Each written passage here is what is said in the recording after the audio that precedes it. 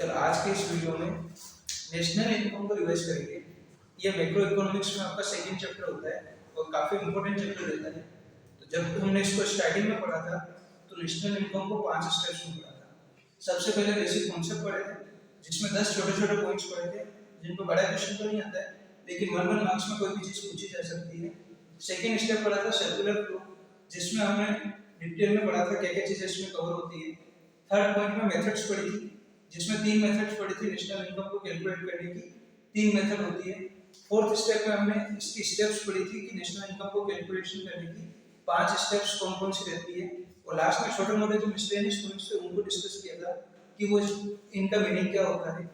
तो one by one चारों पांचों पार्ट जो इसके थे हमने पढ़े उनको रिवाइज करते हैं। फर्स्ट पॉइंट पढ़ा था हमने कॉन्सेप्ट में स्टॉक। तो इकोनॉमिक्स में जब भी हम स्टॉक को पढ़ते हैं तो स्टॉक के लिए हम एक वर्ड यूज करते हैं पॉइंट ऑफ टाइम। जब भी इकोनॉमिक्स में कोई भी स्टडी किसी पॉइंट ऑफ टाइम पे की जाती है तो उसको स्टॉक बोला जाता है। लेकिन जब कोई स्टडी हम पीरियड ऑफ टाइम के लिए करते हैं तो उसको फ्लो बोला जाता है। तो यहाँ पे जो इंपॉर्टेंट वर्ड होता है वो पीरियड ऑफ टाइम। और इस पे एक चीज और पूछी जा सकती है कि नेशनल इनकम स्टॉक है या फ्लो है तो उसको फ्लो बोला जाता है। थर्ड चीज पढ़ी थी छोटे-छोटे गुड्स की डेफिनेशन। तो कंज्यूमेबल गुड्स में वो चीज आती है जो वन टाइम यूज होती है और कंज्यूमर डायरेक्ट उसको कंज्यूम कर सकता है। फिर ड्यूरेबल गुड्स जो वन टाइम से ज्यादा के लिए यूज होगी उसको ड्यूरेबल गुड्स बोला जाता है। तो वन टाइम अगर कंज्यूमर को उस प्रोडक्ट को यूज कर रहा है तो वो कंज्यूमेबल गुड्स होगी और जब मल्टीपल टाइम उस प्रोडक्ट को यूज किया जा सकता है तो उसको ड्यूरेबल गुड्स बोलते हैं। ये क्लासिफिकेशन गुड्स का अलग होता है। दूसरा क्लासिफिकेशन होता है कि अगर वो गुड्स अंडर प्रोसेस है वर्क इन प्रोग्रेस है तो उसको इंटरमीडिएट गुड्स बोला जाता है और अगर वो गुड्स बन के तैयार है तो हम उसको फाइनल गुड्स बोलते हैं। यानी कि मैन्युफैक्चरिंग उसका कंप्लीट हो गया है, मैन्युफैक्चरिंग पूरी प्रोसेस कंप्लीट हो गई है, वो फाइनल गुड्स होगा और अगर उसमें मैन्युफैक्चरिंग चल रही है तो उसको इंटरमीडिएट गुड्स बोला जाएगा। देन जो गुड्स दूसरी गुड्स को प्रोड्यूस करने के लिए यूज किया जाता है जैसे मशीनरी है तो उसको कैपिटल गुड्स बोला जाता है। ये 5 गुड्स के डेफिनेशन से वन बाय वन कोई भी पूछी जा सकती है। देन जो कैपिटल गुड्स होता है उस पर जो फैक्ट्री में खर्चा किया जाता है उसको ग्रॉस इन्वेस्टमेंट बोला जाता है। ग्रॉस इन्वेस्टमेंट का बेसिक मीनिंग तो होगा कि किसी भी फैक्ट्री में प्रोडक्शन के लिए कैपिटल गुड्स पे जो खर्चा किया गया है उसको ग्रॉस इन्वेस्टमेंट बोलते हैं और पर ईयर उसकी वैल्यू में जो कमी आती है उसको डेप्रिसिएशन बोलते हैं। और जब ग्रॉस इन्वेस्टमेंट में से डेप्रिसिएशन को लेस कर दिया जाता है तो जो बैलेंस वैल्यू बचती है उसको नेट इन्वेस्टमेंट बोला जाता है। तो ये फर्स्ट पार्ट में सारे डेफिनेशंस कवर होती है। स्टॉक, फ्लो, 5 टाइप के गुड्स, फिर कैपिटल गुड्स पे जो खर्चा किया वो आपका ग्रॉस इन्वेस्टमेंट आता है, उसकी वैल्यू में जो कमी आती है उसको डेप्रिसिएशन बोलते हैं और ग्रॉस इन्वेस्टमेंट में से डेप्रिसिएशन की वैल्यू जो लेस की जाती है उसको नेट इन्वेस्टमेंट बोला जाता है। ये आपका फर्स्ट पार्ट कंप्लीट हुआ। अब सेकंड पार्ट जो स्टार्ट किया था उसमें बड़ा क्वेश्चन आता है तो वो सर्कुलर फ्लो पे आता है कि पूरे इकोनॉमी में जो फैक्टर्स होते हैं उनका फ्लो किस तरह से होता है। तो 4 स्टेप पड़ी थी। इसमें 2 चीज बनती है, एक तो फर्म बनता है और एक हाउसहोल्ड बनता है। फर्स्ट स्टेज जो पड़ी थी उसमें हाउसहोल्ड से सारे फैक्टर्स होते हैं वो फर्म को दिए जाते हैं और फर्म उस चीज से क्या करता है गुड्स और सर्विस को प्रोड्यूस करता है। तो सेकंड स्टेज में गुड्स और सर्विस का प्रोडक्शन होता है और वो प्रोडक्शन जो गुड्स और सर्विस किया जाएगा वो हाउसहोल्ड को ट्रांसफर की जाती है और हाउसहोल्ड उस पे जो खर्च करता है उसको कंजम्पशन बोला जाता है।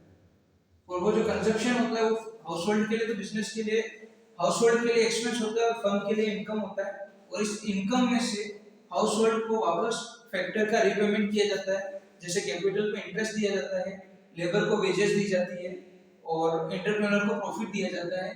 तो ये 4 स्टेप में पूरा आपका सर्कुलर फ्लो घूमता है। इसमें से फर्स्ट 2 स्टेप को जब कैलकुलेट किया जाता है या एक्सप्लेन किया जाता है तो उसको रियल फ्लो बोला जाता है और थर्ड और फोर्थ स्टेप को जब एक्सप्लेन किया जाता है तो उसको मनी फ्लो बोला जाता है और चारों स्टेप को जब एक साथ किया जाता है एक्सप्लेनेशन तो उसको सर्कुलर फ्लो बोला जाता है। ये आपका सेकंड पार्ट था। उसका थर्ड पार्ट में हमने देखा था नेशनल इनकम को कैलकुलेट कैसे करते हैं उसकी मेथड्स। तो उसकी बेसिकली 3 मेथड्स थी लेकिन हमने सबसे पहले इनकम मेथड पढ़ा था कि जहां सब इंडस्ट्री में इकोनॉमी में इनकम हो सकती है उन सब इनकम को हम टोटल कर लेते हैं तो आपकी जीडीपी निकल जाती है। तो 5 इसका फॉर्मूले में 5 फैक्टर आते हैं। तो फॉर्मूला पढ़ा था हमने W + I + P + R + N जहां पे W रिप्रेजेंट करता है वेजेस को, I रिप्रेजेंट करता है इंटरेस्ट को, P रिप्रेजेंट करता है प्रॉफिट्स को, R रिप्रेजेंट करता है इंटरेस्ट को और अदर इंटरेस्ट या मिसलेनियस प्रोग्रेस इनकम होती है उसको M से डिनोट करते हैं। जब इन पांचों को टोटल कर लेते हैं और जीडीपी निकालते हैं तो वो आपकी इनकम मेथड के लिए। सेकेंड मेथड हमने पढ़ी थी वो एक्सपेंस मेथड पढ़ी थी, उसमें हम इनकम की जगह एक्सपेंस कंसीडर करते हैं और दूसरा फॉर्मूला यूज करते हैं जिसका नाम है C प्लस आई प्लस जी प्लस एक्स माइनस एम। यहाँ पे C रिप्रेजेंट करता है कंजम्पशन को, I रिप्रेजेंट करता है इन्वेस्टमेंट को, G रिप्रेजेंट करता है गवर्नमेंट एक्सपेंडिचर को, X रिप्रेजेंट करता है एक्सपोर्ट को और M रिप्रेजेंट करता है इंपोर्ट को। यहाँ पे एक्सपोर्ट और इंपोर्ट के लिए सेकेंड अल्फाबेट यूज करते हैं और बाकी सब के लिए फर्स्ट अल्फाबेट यूज करते हैं। तो X यहाँ पे एक्सपोर्ट को रिप्रेजेंट करेगा और M यानी यहाँ पे इंपोर्ट को रिप्रेजेंट करेगा। दोनों मेथड से या प्रोडक्शन मेथड किसी से भी कैलकुलेशन करो, तीनों से आंसर आपका सेम आता है। और इंडिया में मोस्टली प्रोडक्शन मेथड यूज की जाती है, लेकिन प्रोडक्शन मेथड में क्या कैलकुलेशन की जाती है? प्रोडक्शन मेथड में जितनी भी गुड्स या सर्विस एक साल में इंडिया में बनी है उनकी मार्केट वैल्यू ली जाती है, फाइनल गुड्स एंड सर्विस की मार्केट वैल्यू ली जाती है और उनकी जब टोटल की जाती है उससे जब जीडीपी निकालते हैं तो वो मेथड होती है प्रोडक्शन मेथड। लेकिन प्रोडक्शन मेथड की एक सबसे बड़ी दिक्कत आती है डबल काउंटिंग की, और उस डबल काउंटिंग को कंसीडर करने के लिए हम इसमें एक नाम और लेते हैं वैल्यू एडेड। तो प्रोडक्शन मेथड का एक नाम और है वैल्यू एडेड। उसमें क्या किया जाता है, हर फर्म का सेल माइनस परचेज करके जो डिफरेंस निकाला जाता है उसको वैल्यू एडेड कहते हैं और वैल्यू एडेड की टोटल करते हैं वो आपकी प्रोडक्शन के बराबर आ जाती है। तो तीनों मेथड से आपका आंसर सेम रहेगा, चाहे आप वैल्यू एडेड यानी जीवीए का आंसर निकालो, चाहे आप इनकम मेथड के फॉर्मूले से W plus I plus P plus R plus M से निकालो, या फिर एक्सपेंस मेथड से निकालो C plus I plus G plus X minus M, तीनों से आंसर सेम आता है। प्रोडक्शन मेथड और बेस वैल्यू एडेड दोनों एक ही मेथड है, केवल प्रोडक्शन मेथड की डबल काउंटिंग की प्रॉब्लम को सोल्व करने की वजह से जीवीए नाम से कॉन्सेप्ट बनाया गया जो सेल माइनस परचेज होता है। ये तीनों स्टेप पढ़ी थी, ये तीन पार्ट हुए आपके, एक कॉन्सेप्ट वाला, एक सर्कुलर फ्लो, फिर आपके हुई मेथड्स। फिर नेशनल इनकम को रियल लाइफ में कैलकुलेट करने की 5 स्टेप्स होती है, उनकी स्टेप्स को हमने वन बाय वन देखा था, जिसमें स्टार्टिंग पॉइंट जो होता है वो आपका जीडीपी रहता है। जीडीपी को कैलकुलेट करने के लिए हमने पूरी डेफिनेशन देखी थी कि जीडीपी में क्या काउंट होता है। तो 5-6 वर्ड जब एक साथ कंक्लूड करते हैं तो उसको हम जीडीपी बोलते हैं। जीडीपी का बेसिक मीनिंग था एक कंट्री के अंदर एक ईयर में उसकी ज्योग्राफिकल बाउंड्री के अंदर जितनी भी गुड्स और सर्विस का प्रोडक्शन होता है उनकी मार्केट वैल्यू की टोटल को हम जीडीपी कहते हैं।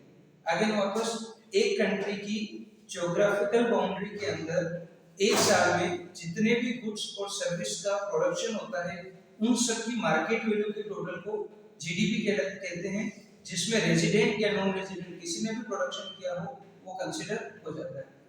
तो यहाँ पे सिर्फ डोमेस्टिक को कंसीडर किया जाता है फर्स्ट स्टेप में, इसमें हम फॉरेन इनकम को ऐड कर देते हैं तो ये डोमेस्टिक नेशनल में कन्वर्ट हो जाता है और फॉरेन इनकम को हम एक नाम से डिनोट करते हैं NFIA, net factor income from abroad. तो जब जीडीपी में जब NFIA ऐड कर देते हैं तो वो चीज आपकी कैलकुलेट हो जाती है GNP, यानी कि ये जो डोमेस्टिक है वो कन्वर्ट हो जाता है नेशनल में। इसकी फुल फॉर्म होगी ग्रॉस नेशनल प्रोडक्शन।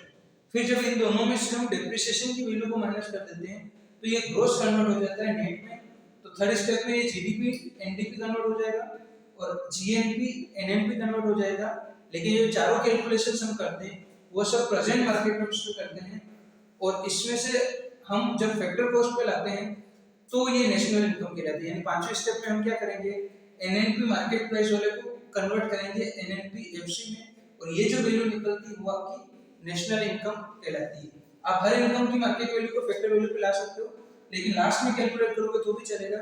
यहाँ पे कैसे कन्वर्ट किया जाता है मार्केट प्राइस को फैक्टर कॉस्ट पे, उसके लिए आपके दो तरीके, या तो आप एनएनपी एमपी में से माइनस आईटी प्लस एस करो, या आईटी का मतलब इनडायरेक्ट टैक्स है और एस का मतलब सब्सिडी है।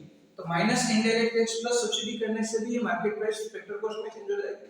या फिर इन दोनों का डिफरेंस को कंबाइन बोलेंगे एनआईटी। एनआईटी का मतलब नेट इनडायरेक्ट टैक्स होता है, जो इन दोनों का डिफरेंस है वो माइनस करोगे तो भी आपकी मार्केट प्राइस कन्वर्ट हो जाएगी फैक्टर कॉस्ट। और एनएनपी एफसी जो लास्ट में कैलकुलेट होगी उसी को क्या बोला जाएगा, नेशनल इनकम। ये 5 स्टेप्स हैं, इनको एग्रीगेट्स भी बोलते हैं। इसके अलावा हमने छोटे-छोटे पॉइंट्स और पढ़े थे।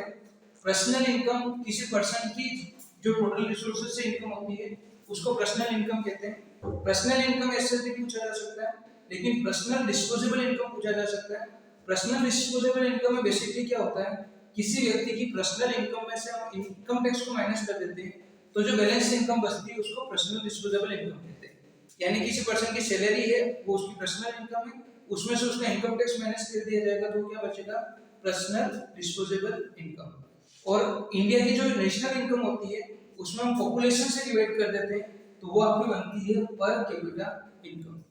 इसके बाद दो तीन छोटी छोटी चीजें इसमें और थी। एक तो नेशनल इनकम को कैलकुलेट करने में डिफिकल्टीज क्या आती है, तो सबसे ज्यादा तो इंडिया में इनकम को प्रोपोर्शनली किया जाता है तो वहां पे कैलकुलेशन में सारे ट्रांजैक्शन कवर नहीं होते, वो दिक्कत आती है। एक इंडिया की पॉपुलेशन इतनी ज्यादा है कि उनको काउंट करना काफी दिक्कत रहती है, तो ये डिफिकल्टीज भी आप इसमें कंसीडर करते हैं। फिर मेन जो इम्पोर्टेंट पॉइंट है वो जीडीपी एंड वेलफेयर का। हमेशा ये माना जाता है अलग अलग कंट्रीज में कि जैसे जैसे जीडीपी बढ़ रही है उस कंट्री का वेलफेयर बढ़ता है, लेकिन तीन केस में ये पॉसिबल नहीं होता है। तो इंडिया जैसी कंट्री में हमेशा ये नहीं कह सकते कि जीडीपी बढ़ रही है तो वेलफेयर बढ़ रहा है, कहीं से ये सिचुएशन रिवर्स भी होती है। तो इसमें आपको तीन रीजन दे रखे हैं किस रीजन से जीडीपी और वेलफेयर में नेगेटिव रिलेशंस भी हो सकता है। तो एक तो आपका नॉन कैश ट्रांजैक्शन था इसमें, एक आपका डिस्ट्रीब्यूशन ऑफ इनकम था और एक एक्सटर्नलिटीज के नाम से था जिसको ट्रांसफर पेमेंट बोलते हैं। तो ये तीनों पेमेंट आपको हमेशा याद रखने हैं, ये तीनों फैक्टर्स याद रखने हैं जिसमें जीडीपी और वेलफेयर में नेगेटिव रिलेशन आ सकता है। पहला पॉइंट आपका है डिस्ट्रीब्यूशन ऑफ इनकम, दूसरा पॉइंट आपका नॉन कैश ट्रांजैक्शन है और तीसरा ट्रांसफर पेमेंट जिसको एक्सटर्नलिटीज बोला जाता है, वो पॉइंट पे आएगा। इसके अलावा एक छोटा सा पॉइंट इसमें हमें कंसीडर करने के लिए वो है आपका नॉमिनल और रियल, नॉमिनल इनकम और रियल इनकम।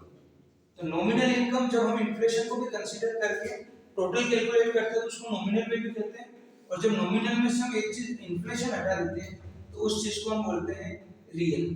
तो नॉमिनल और रियल के बीच का जो बेसिक डिफरेंस होता है वो सिर्फ इन्फ्लेशन की वजह से होता है। तो ये पॉइंट दोनों टर्म पे आपको अच्छे से ध्यान होनी चाहिए। ये ओवरऑल आपकी नेशनल इनकम का कॉन्सेप्ट है जिसको हमने बहुत शॉर्ट ड्यूरेशन में रिवाइज किया। कैसे समराइज करेंगे, सबसे पहले पहली स्टेप में कॉन्सेप्ट 10 वर्ड्स आ जाएंगे जिनके मीनिंग्स होंगे। दूसरी स्टेप में आपका सर्कुलर फ्लो जो कितने स्टेप में चलता है, 4 स्टेप में। फर्स्ट 2 स्टेप आपकी रियल फ्लो होती है और बाकी 2 स्टेप्स आपकी मनी फ्लो होती है। थर्ड स्टेप में देखा मेथड्स, तो पहली मेथड प्रोडक्शन मेथड है, इसी का एक नाम और होता है वैल्यू एडेड मेथड। दूसरी मेथड इनकम मेथड जिसका formula W + I + P + R + N होता है, और तीसरा एक्सपेंस मेथड जिसका formula C + I + G + X - M होता है। तीनों से आंसर सेम आता है, लेकिन गवर्नमेंट किसी एक मेथड को यूज करती है। तो इंडिया में मोस्टली प्रोडक्शन मेथड को यूज किया जाता है, लेकिन इसकी थ्योरी में आपको हमेशा लिखना है कि डबल काउंटिंग की इसमें दिक्कत रहती है। फिर 5 स्टेप निकाली थी। तो जीडीपी की डेफिनेशन, एक कंट्री के अंदर एक साल के अंदर जितने भी फाइनल गुड्स और सर्विस का प्रोडक्शन हुआ है उनकी मार्केट वैल्यू की टोटल कर लेते हो तो उसको जीडीपी बोला जाता है। इसमें फॉरेन की इनकम जिसको हम एनएफआई बोलते हैं, net factor income from abroad, उसको ऐड किया जाता है तो ये डोमेस्टिक नेशनल में कन्वर्ट हो जाता है। दोनों में से डेप्रिसिएशन माइनस करते हो तो ये एनडीपी और एनएनपी में कन्वर्ट हो जाता है।